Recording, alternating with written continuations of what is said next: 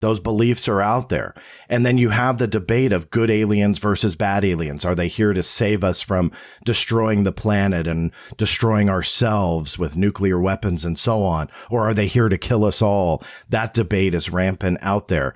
That brings up a whole new aspect to this conversation, which I'm fascinated by. But to sum it up, why would they care? Because if they are there and we are here and they can get here, the likelihood of us being the only two life forms in the cosmos is nil. So why would they care? It's to me, I attribute it to the anthill analogy.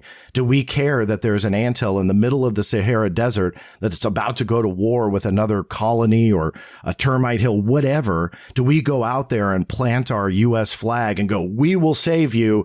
We're hiring. We've got bigger weapons. We're much more intelligent than you. We probably can't talk, but we will save you. I'm sorry, the intelligence gap between us and an ant is likely closer than us and a civilization that started 2 million years ago. I believe that because I think that their intelligence will be so far surpassed our own. Why would they want to come here and, number one, even talk to us, but number two, save us? Does it matter?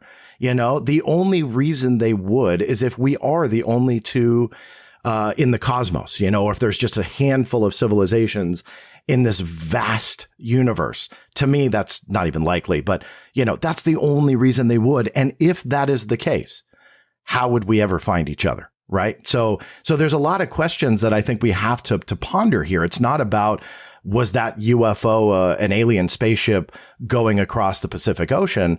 But rather, we have to really drill deep into a lot of these pressing questions that you have to tackle if you want to believe in extraterrestrials are here.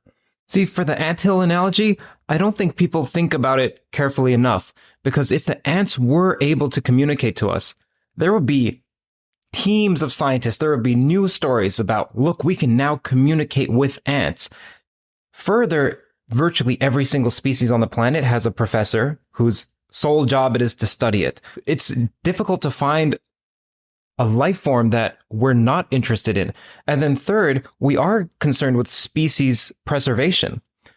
So if the ants were going to war with gorillas and one of them were going to be wiped out somehow, we would care about that. Like we already care about that. And there are some people who care about extinction. So there's both sides. So I don't see this dispassionate assessment because it's an anthill and we're so much more advanced as holding up to indicate that we don't want to intervene or communicate back.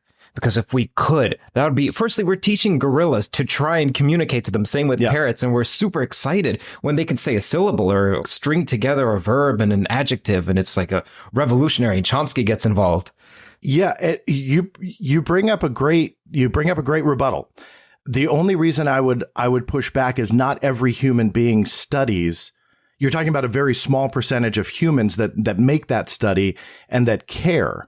I'm one of those that care, right? So I'm an animal geek. I love that. I love that kind of stuff. But sadly, humanity doesn't. So the reason I bring up the analogy is talking about life forms as a whole here on Earth, humanity as a whole. What's the percentage that cares? Broaden that to a wider scope in the universe to find a full civilization that would, again, want to come here and speak to us and save us. That to me is more of the point, that it would be a much smaller, if a percentage point at all. But on top of all that, using what rebuttal you just brought up, which was great, we want to save that life form because all we know is one planet and that's it. Right. So life is precious to us and I agree with that. Right. Like, I believe life is precious. But if then the universe and cosmos is teeming with life, would another advanced civilization have that same appreciation and that same care to go, okay, people of Earth or creatures of Earth, we don't want you to be extinct. We want to coddle you. I want to believe that that's true, because I'm the type that in my backyard, I will save a hummingbird in my pool, which there's pictures. We do that all the time. Me and my kids, we'll save hummingbirds. So we do that, right? But it's because we have that appreciation for life. Would a civilization millions of years ahead of us in a cosmos teeming with life care? And that's, I think, the bigger question here is that we want to think they would because of humanity and where we are in the infant stages that we are. But the reality is it could be a machine that we run into when we talk about an extraterrestrial. And that brings up this whole other debate, wherein we are operating off the assumption that we are going to run into a biological creature of some kind. But that unanswered question is, when that happens, if it hasn't already, will it be biological at all? And then that brings up a whole other slew of questions. So I get your point, absolutely. But for me, I remove myself as much as I can from humanity and try and look at it as a bigger picture. And that's where I feel the anthill analogy then comes into play. Yeah, I see that. I'll say some thoughts that occur to me. Number one is that if they're sufficiently advanced, then they would have something like Auto GPT. So right now we have AIs and they can run automatically without our intervention. So it could be that even though the average person doesn't care about a particular animal, like you mentioned, there's a subset of people who care about a particular animal. Even though that's the case, it could just be, it runs automatically. So it doesn't matter that all of us as a whole aren't. It could be that you're sending out probes automatically. Secondly, this is something I think about. We tend to think that what's valuable is what's rare, so like diamonds and gold.